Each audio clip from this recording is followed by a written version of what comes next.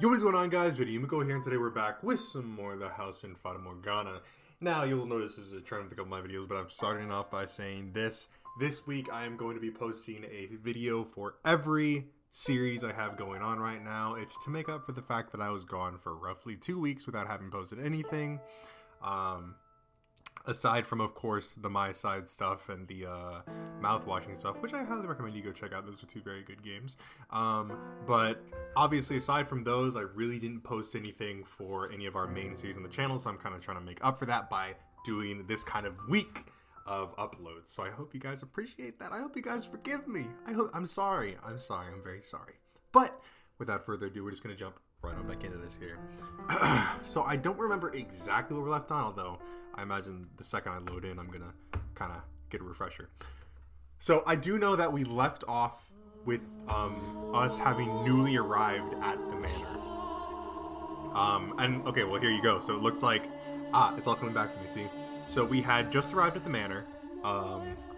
We had discovered Morgana's skeleton in the tower. So now we've gotten to a point where we've accepted Morgana's curse. We've essentially helped revive her in a way, so her corpse is now gone, it's missing. And so this is kind of the beginning of it all. From that day on, Morgana's voice became a constant fixture in my life. Curse them, kill them, curse them. She serenaded directly into my ear. No matter where I hid or how deep I put my fingers in my ears, her voice resounded directly in my head. Hearing an incessant stream of curses from a disembodied voice was so unreal, so unbelievable, that I felt as though I was being dragged away from the realm of humanity. There was an odd, unsettling magnetism in her voice. There was allowing her malevolence to seep into me. It was downright torturous. Curse them. Revile in them. Do you really need to be in your right mind, honestly? Your fixation on holding on to your sanity is what's causing you so much anguish. Admit it. There's no more darkness, no more seething malice inside you than anyone else. That's why you were the one who resurrected me. Admit it. You do want to curse them, don't you? You do want to kill them, don't you? No, I don't. I don't want that at all. I've told you this already. You're so desperate to deny it, Michael. It only means that it's true. You would be able to maintain your calm if you weren't truly free of guilt. I do not wish to kill Didier, or Georges, or mother or father. I have no desire to see them dead. Your constant babbling, it's messing with my head. Be honest with yourself, Michael. You do imagine what it would be like to hold their warm intestines on your hands, standing over their bodies.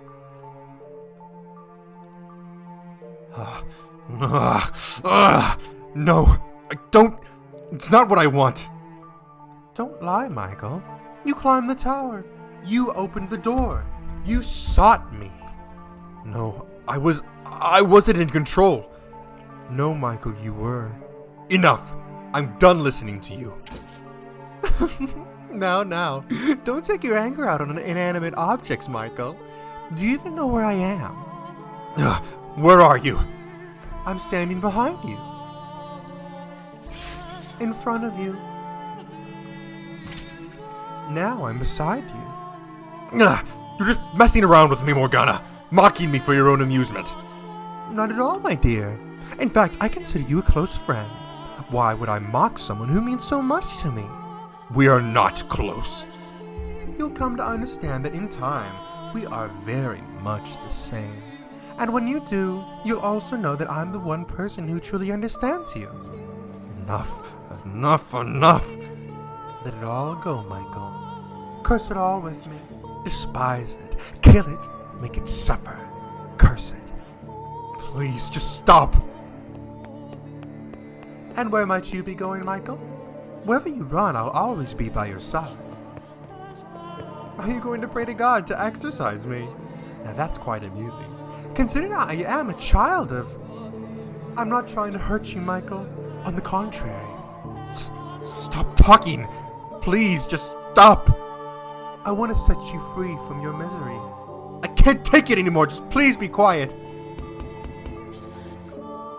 Who's there?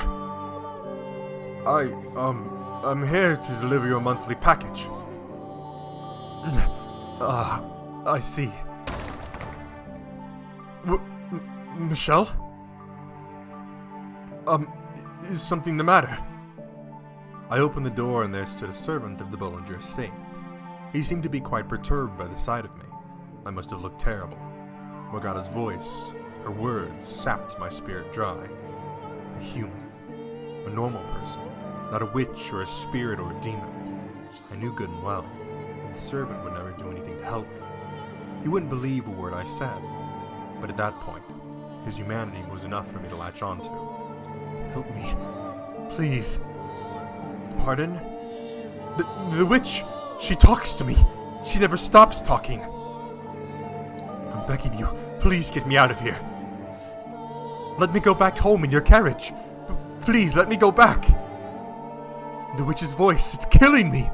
It won't go away, I can't escape it. Please, I need your help. You've gone mad. What? You're crazy. See, this is why I didn't want this job. Having to deliver supplies to this damned cursed mansion. Having to go anywhere near the Bollinger's youngest child. No,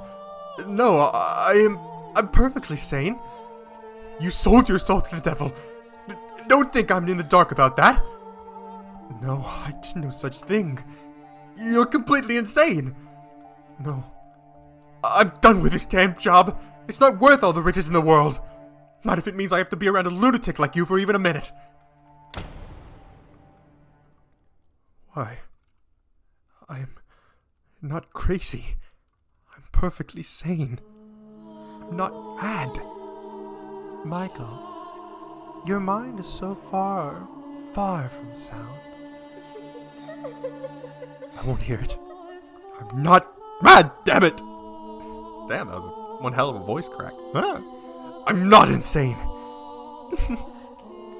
I won't hear it. The witch spent nearly every waking moment of every day at my side, talking and talking and talking, about how mean-spirited humans were, how ugly they were, an endless loop of vitriol, and she never seemed to tire of it either. Every single day, on and on and on. She also made a point of reminding me about myself, everything I was trying to get away from. But as much as I fought to ignore her, to not let the things she said in, she slipped past every wall I put up, her every word warping me. There was no escape. Curse them. Revile them. Remember the things they did to you. Close your eyes and envision it. Remember the scorn in their eyes, the way their lips twisted as they laughed. You only need to curse them, and you can wipe those reprehensible smirks out of existence.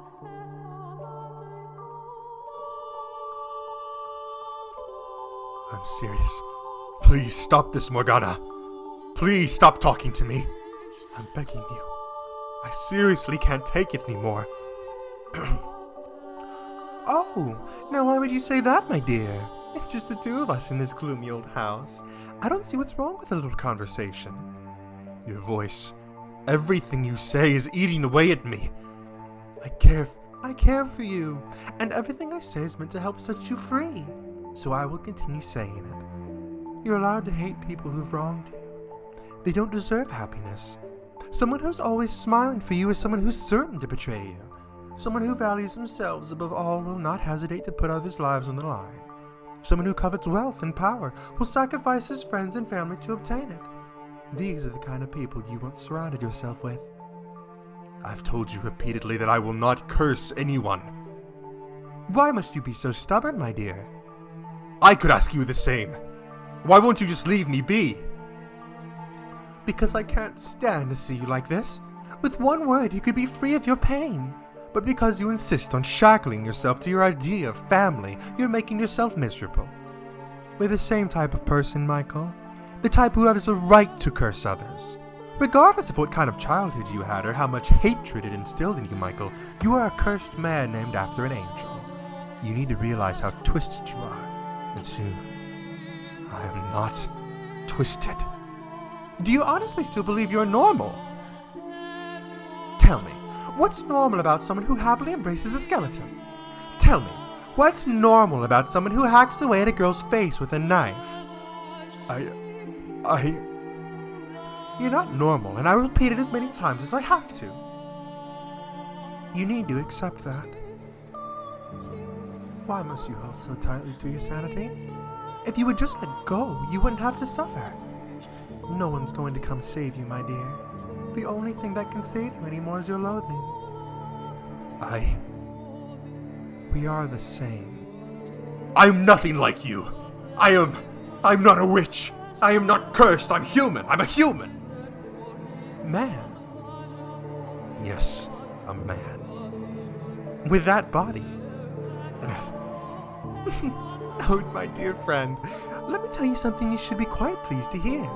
Do you know what some people say about people like you? Those who are neither male nor female. That they're like under God. Like under God. Indeed, you should have been worshipped for your divinity, but instead your family cursed you. You're not human. From the second life was first breathed into you, your fate was decided. No, you're wrong. If I really were wrong, you'd not be here now. You would be back home with your family. Perhaps you would have a pretty little wife, living a normal, happy life together. But you've long since strayed from that path. It's well out of sight now. I have not. I am human. I am a person, a normal person, the youngest son of the Bollinger estate. I am an ordinary man. No one, not a single person believed me. Not even the witch who was willing to consider me human, never mind my family. The archangel whose name I shared looked down on me. The witch tried to drag me into her world. My past constantly ate away at me. I'd been imprisoned in this place for far too long. There's nothing I could do about my body. All of those things combined threatened to break me. I let out a scream and stumbled out of the room in a frenzy. I had to get out of that place. It didn't matter anymore that I was forbidden from leaving the property. I just wanted all of it out of sight. If they wouldn't let me come home, then I would run away. It was all I could do. I wanted to get myself anywhere that might have even the tiniest bit of light to share with me. I was desperate. Michael War goes crazy. Someone! Anyone! Please! Tell me I'm human! Tell me I'm a man! Anyone! Please tell me I'm not cursed! But when I opened the front door, searing light pierced my eyes. Ah! The world quickly went white. I couldn't see a thing, and then... my arm began to burn beneath the sunlight. Black smoke rose from the sizzling flesh. A sickening stench filled the air. Excruciating pain quickly spread to the rest of my body.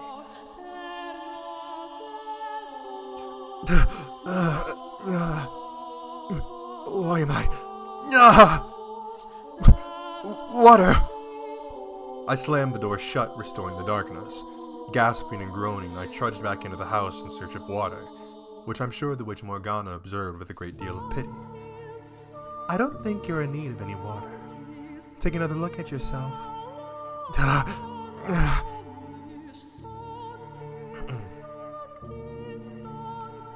With that little light, I managed to worm its way into the corridors to guide me.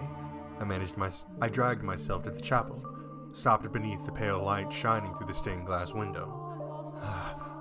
How? I wasn't burned. In fact, my skin hadn't even turned the slightest bit pink. There was nothing wrong with me as far as I could see. Where had that pain come from then? And the distinct stench of burning flesh. This is your doing, isn't it, Morgana? I know what you're experiencing. It's happened to me too. Sometimes, even enough emotional distress and despair can cause physical pain. The mind and body are much more tightly linked than you think, and your mind is far more damaged than you know. You poor, poor thing. You have my sympathy, my dear. You sad little child. Collapsed on the floor in front of the multicolored window, I felt like the whole world was closing in on me, or perhaps metamorphosizing around me. I was completely and utterly cornered, and there's no getting around that, which left me with only one option: to stop fighting and accept the harsh reality before me. It would make everything else so much easier. The whole world said that there was something wrong with me, and I was the only one who tried to deny it. So in the world's eyes, that meant there was something wrong with me. I was abnormal. I was irregular. I was mad. I was cursed. I was not human. I was not a man. If I'm not human nor male, maybe I should just call myself a witch. I did, however, remain firm in my refusal to curse anyone, unwilling to give up that last piece of my humanity. Everything else I let go of, which took a great deal of weight off me. I stopped caring, and I stopped thinking. I stopped wanting someone to accept me, and I stopped wanting to run away. Sunlight no longer caused me agonizing unseen burns, but in exchange, I became emotionally empty. I discarded my faith and my hope, building a shell of cynicism and closing myself within it. And in time, that became my normal. I began to believe it was what I wanted. Tranquility filled my days. Time trudged onward at an almost imperceptible pace. The witch's whispers no longer caused me aggravation. That was until Giselle came along. Essentially, nothing of note happened over the next 2 years. At one point, a man with an unusual disease stumbled across the mansion while wandering through the forest, but there's little more to be said about that, for nothing at all could have convinced me to care about someone else. I spent much of my time sitting alone before the fireplace. I'd covered the stained glass window with drapes, loath to even think about that damned archangel. Staring at the dancing flames, I was able to forget the passage of time. Watching, unblinking, as the red and orange tongues flicked back and forth. They seemed to be spread outward from the fireplace, consuming me. Whether by the raging infernos of hell or the cleansing fires of purgatory, the thought of being swallowed up and burned to ashes by a massive conflagrant was quite pleasant. But those visions never became reality.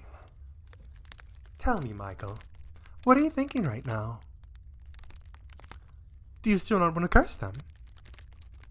Look at yourself, Michael. Look at how you're living. Do you really want this life? Have you ever thought about dying? Michael, would you like to die? That's the right answer. God has said that taking one's own life is a sin after all. That's good, Michael. You've made the right choice, and I shall be right there with you until the very end, my dear friend.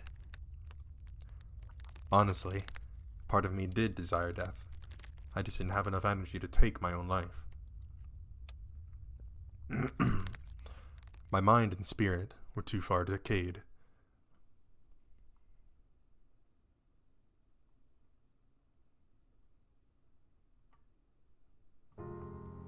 However, in my 10th year, the door opened once more, and time sputtered back into motion when you showed up, Giselle. Everything I had given up on, and everything I had thought I'd lost, it all came back. At first, as you know quite well, I was deeply mistrustful of you. I hated having you around, but if I hadn't met you, in all likelihood, I probably would have continued down that path and become a demon.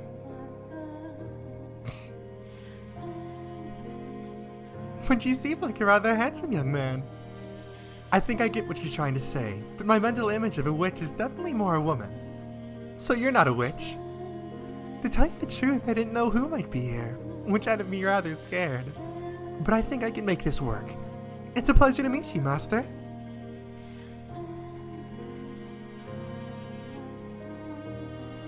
After taking care of Giselle, I returned to my room.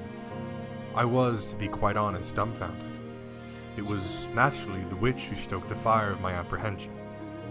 Why would you let that woman stay here? She came from the Bollinger estate, and we both know how you feel about your family. Chase her out. Give her a little scare and she'll be gone within the day. If you'd rather not, I could always frighten her in your place. A rattling window here, a couple broken glasses there. Small things like that to accentuate the eerie atmosphere. Are you going to say anything? Why do you care about her at all? Oh, now, don't be like that. I live here too, so why shouldn't I care? And I'm not fond of noisy people, or sprightly women like that one. That's something we can both agree on, isn't it? You don't like that woman, do you? The more a person smiles, the less you can trust them. Though I hardly have to tell you that, do I? Stop talking. Now, that's not very polite. This is a family matter. It's none of your... Oh, this is a family matter. It's none of your concern. I was merely offering to help get rid of you of a pest. I don't need your help. I'll get rid of that woman when I'm ready. But first I will find out what secrets she's keeping. Then I will go back to living in peace. Very well then. That past has no place in your sweet solitude. The world before you now is so much kinder, so much warmer than the one you used to know. Well, good luck then. And if you need a helping hand, don't hesitate to ask. Oh, and by the way... What now? You've changed, my dear. And I like you so much better like this. I always hated how much you reeked of humor. You were blessed with a body like unto God. You were personally created by His hands. I could only dream of having what you have, but you only wanted to deny it. Now, though you act the part much better, a saint resurrected by the closest living thing to God, perhaps this too could be considered a miracle. Morgana. Yes? You are a deranged, delusional woman. Why, thank you. Only Morgana would say so, but take that as a compliment. Giselle was a woman who smiled a great deal. Her jade eyes seemed to glimmer every time she made a new face, and the more she smiled, the more vibrantly she spoke, the more suspicious I became. I couldn't trust someone who smiled that much, especially not a woman, and the way she kept trying to get friendly with me didn't help that impression at all. I had a hard time believing she honestly wanted to get to know me. I couldn't help but think she was trying to fish for information. Anyone who tried to get close to me had to have some ulterior motive, like Amy, who'd only done so to satisfy my mother. Perhaps my mistrust could have been considered paranoia, but even 10 years later, flashes of that nightmare would still come back to me from time to time. It would take more than a few attempts at being nice for me to trust this stranger. Valid. I mean, I don't blame him. Eventually, I came to realize that she was hiding something, and I convinced myself it was out of guilt. So I wrote Mother in search of something I could use to tear her down to get her out of here. So I should have listened to Giselle rather than Mother or the witch, but I had conflated her with Amy in my mind, so I was unable to see where the truth really lay. I was only able to perceive her as malicious. So instead of her, I put my faith in Mother's words, despite Mother never once doing the same for me.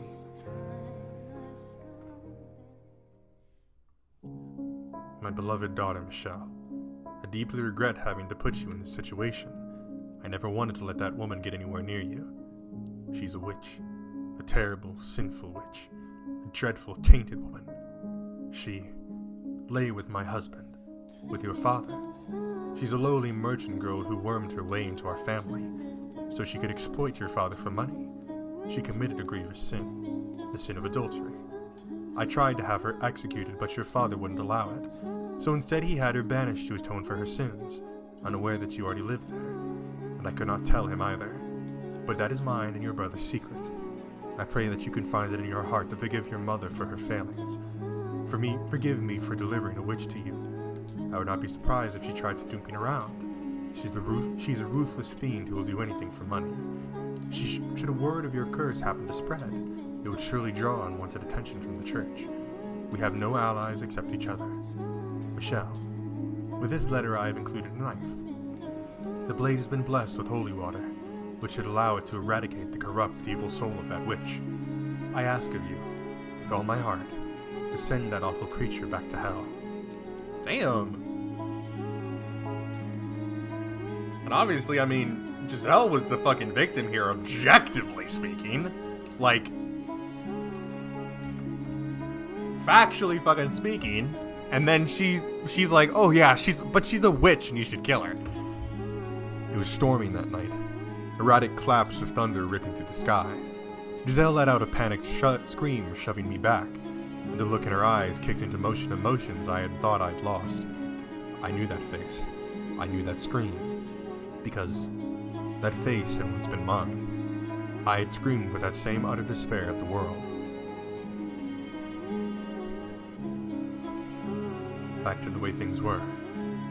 Yes, finally. It's quiet again. I'm honestly surprised she stayed as long as she did. In a way, her tenacity is rather impressive. Not many would persist for so long in the face of such obvious disinterest. But you know no one would try to get friendly with you without good reason. Information about you carries considerable weight outside these walls.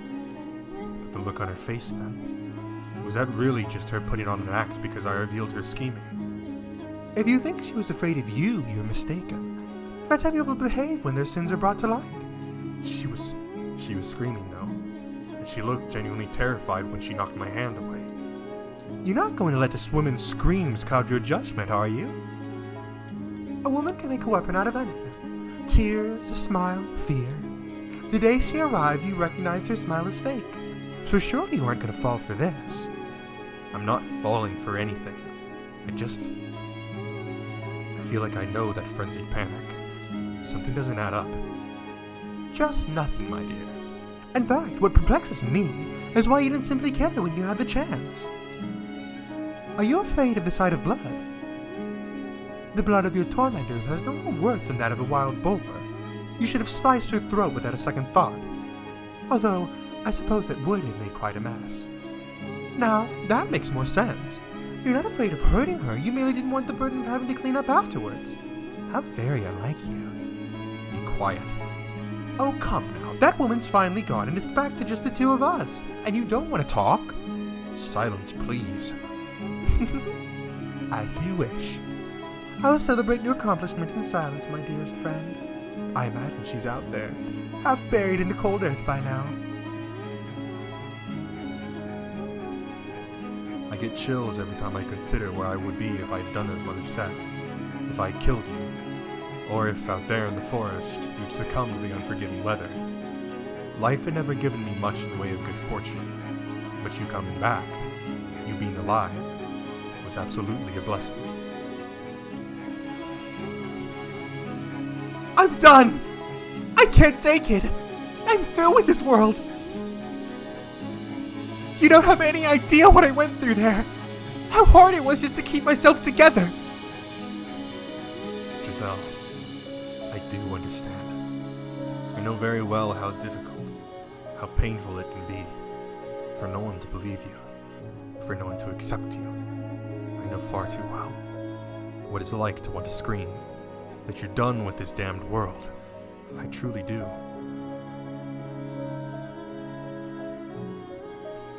That day, for the first time, we saw past the surface. We got to know each other as people. It was nothing more than a single small step, but for us, it was like we had moved a mountain. I still remember how the light felt, as it shone through the windows we opened together. It didn't burn. And while this might sound melodramatic, I feel safe in saying it was probably the gentlest light I'd ever felt in my life. Alright, we gotta go save this girl. We got to go save this girl. Following my reconciliation with Giselle, I started turning back into my old self. Well, I suppose it's not quite correct. I felt comfort and peace with myself that I never had before. That may have been the first time I was really human. Having someone else around began to feel normal. It was something I was certain I could never have. It was incredible. Though to someone else, our time together may have seemed frivolous and empty, our conversations meaningless chatter. I never thought the day would come when someone would laugh at something I said, when someone would smile at the sight of me. However trivial, seeing Giselle's smile made me happy. Oh darn it, where'd you get off to? Are you here? Are you in the vase? What's all the racket? Is something the matter? Master. Yes, a cat. Huh? A cat?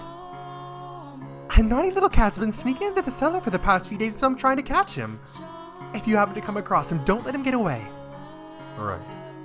And what will you do once you've caught him? Well, I don't want to punish him. That would be mean. If he insists on coming back, I think I'll take him in and teach him how to be a house cat. You mean to keep him? Are you not fond of cats, Master? I don't mind them, no. Then there you have it. I hope he doesn't take too long to warm up to us. Maybe it'll help if you give him a name. Oh, a name? That's a great idea. What should we call him then? You decide, Master. You want me to pick a name? This is your house, after all. So it's only right that you be the one to choose. I'm not sure I follow that reasoning. What does the cat look like? Well, he's wild, so he's dirty, I guess? And he's kind of got some spots here and there. Is he ugly? I'd say so, yeah. Alright then. Ugly Speckles Mark II. That's a name? Why on earth would you want to call him something like that? And what does Mark II even mean? Be quiet! It's on you if he runs away, Master. What was it? Dirty Speckles Mark II? That means there was a Mark I. My time with Giselle made a normal person out of me. Made me able to tell stupid jokes, to get frustrated or surprised or exasperated. I started showing actual emotion. My silly, meaningless banter became something precious. My heart of stone began to soften. The world she created for me was what I yearned for my whole life. Having lost half of it imprisoned and spent the other half playing an identity that conflicted with how I felt in my heart, it was the first time I genuinely felt like I was allowed to be myself. Yeesh, you're not a kid, so don't be so picky. It's not good for you. You make a mockery of the culinary arts. I've heard quite enough, Master. It sounds like I'm going to need to put your taste buds through some intense rehabilitation. How about this, Master? Play a game against me. And of course, if you're to reopen it, it doesn't have to end there. We can continue getting to know each other for years to come. So, though I did my best not to show it, I think that I treasured our time together even more than you did. I'd latched onto it, desperately refusing to let go. I needed it, and I needed you. Aw, that's cute. That's sweet. Are you listening, Morgana? I can hear you just fine, my dear. Now, what brings you all the way up here? You know you can call me from anywhere in the house. My bonds with this tower have been broken. This is a conversation we can only have here, the place where we first met. It's time for us to part ways. My desires haven't changed since our first encounter. I wish to be a person. To be a man? Exactly. When I'm with Giselle, I am that. She makes me into the person I always wanted to be. And now you wish to be rid of me, so you can complete your descent into the realm of the unclean? I do. You came all the way up here just to tell me that. A needless formality. I'm sorry, Michael, but we're kindred spirits, as much as you want to deny it. You could be second only to God, yet you spurn his gift. I'm nothing like you. I am human, nothing more. I shall not condemn you for your unyielding resolve, but rather pity you for being so utterly blind. Allow me to make a prediction before I depart, Michael, cursed namesake of an archangel. You may think that you're making some sort of progress, but the fact of the matter is you've gone nowhere. Will that smile of Giselle's be able to withstand your secret? You know better than anyone that no one can escape what you are, not even her. You will never be with anyone. I understand that. No, Michael, you don't understand. But you will soon enough. What you have now is not true happiness. It's empty, naught but a masquerade. And when the night is over, that mask will come off. So what if it isn't permanent? Isn't real? Does being ephemeral make it worse? Make it worthless? Why can I not want something that doesn't last forever? This is the first time I've ever found joy in my life. Those moments of happiness only serve to worsen the loss. The sweeter the honey, the more you despair when the pot runs dry. Sooner or later you'll have to return to me, begging for my help. And I have every intention of giving it to you. I'll not hold this over you either, for when you come to me, it will be in the time of your utmost despair. And when your little paradise finally comes crumbling down, you'll become what I am. So I'll take my leave from your side, in anticipation of that day. Until we meet again, my dear. Well, we obviously know that came to fruition. Oh, hello, Master. I was just looking for you. I heated up some wine and thought she might... Is something the matter? No, I'm fine. Thank you. Oh no, it's nothing. All I did was warm it over the fire. Are you sure nothing's the matter? I shouldn't be hearing the witch's voice anymore. So yes, I'm fine. Oh wow, that's wonderful news, Master. It is. Giselle seemed quite relieved when I informed her the witch would no longer be bothering me. I knew she didn't believe in the witch, but that wasn't what mattered. What did matter was that, despite likely questioning my sanity when I had first told her about it, she hadn't tried to pull away. She treated me the same as before. She never stopped smiling. And that meant so much more than whether or not she believed in the witch. With Morgana's voice no longer constantly in my ears, my life started to feel some approximation of normal. In fact, I would say I was probably happier than most. Nevertheless, I intended to keep a certain degree of distance between us, for what the witch had said rang truer than I wanted to admit. You will never be with anyone. Having been born into this body, that was my reality, and there was nothing I could do to change it. I'd come to accept that, or so I'd thought. I wasn't going to covet what I couldn't have, but I had gotten a taste of that sweet happiness. I had started to develop a great affection for that smile. And as much as I tried to tell myself I was just getting caught up in the moment, that the feelings would pass in time, I found myself unable to restrain the swelling of emotions within me. Oh, look at them. That day by the fireplace, I thought that all I wanted from you was friendship, to have you in my life, always nearby. I thought that if we were simply friends, I would still be able to see that smile, even if you were to learn what I was. That if we were merely friends, you'd be able to accept that. So I would keep these feelings I felt inside, at all costs.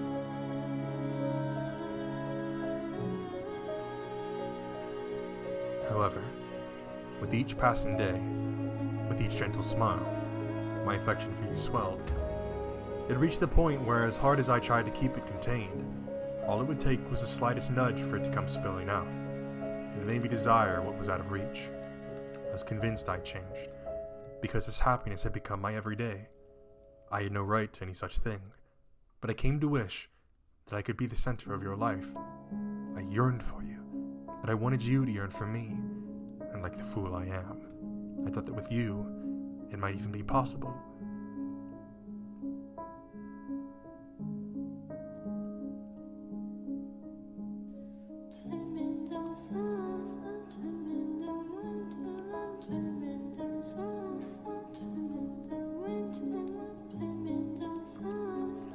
Honestly, it's no trouble.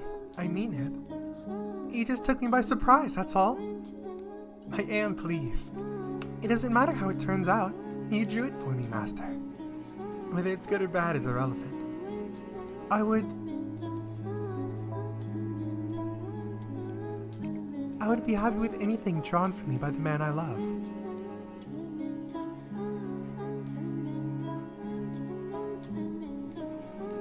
That one word set me into motion.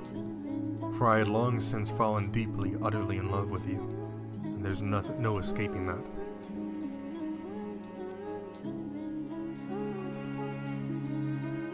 Listen very carefully. I love you. I love you so much, I feel like my heart's going to explode.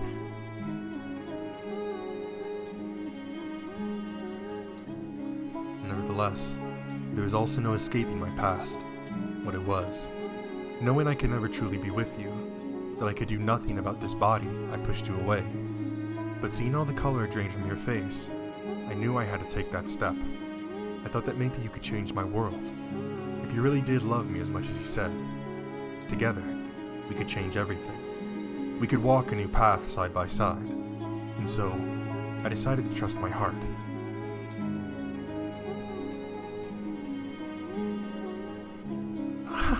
I'm in heaven. I'm so happy I could cry.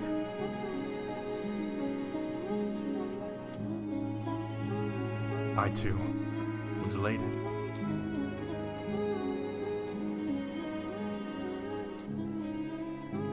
Giselle, I'm sure you thought I was a kind-hearted man, that my love for you was pure and chaste, and I wanted to be that for you.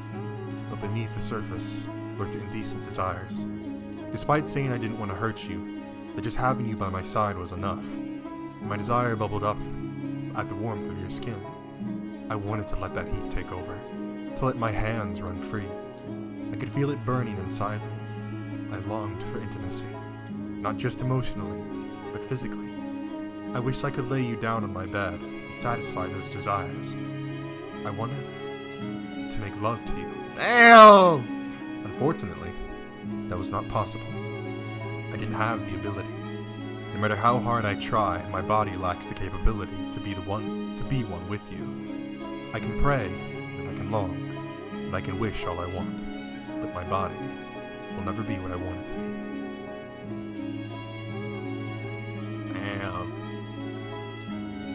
I am gray.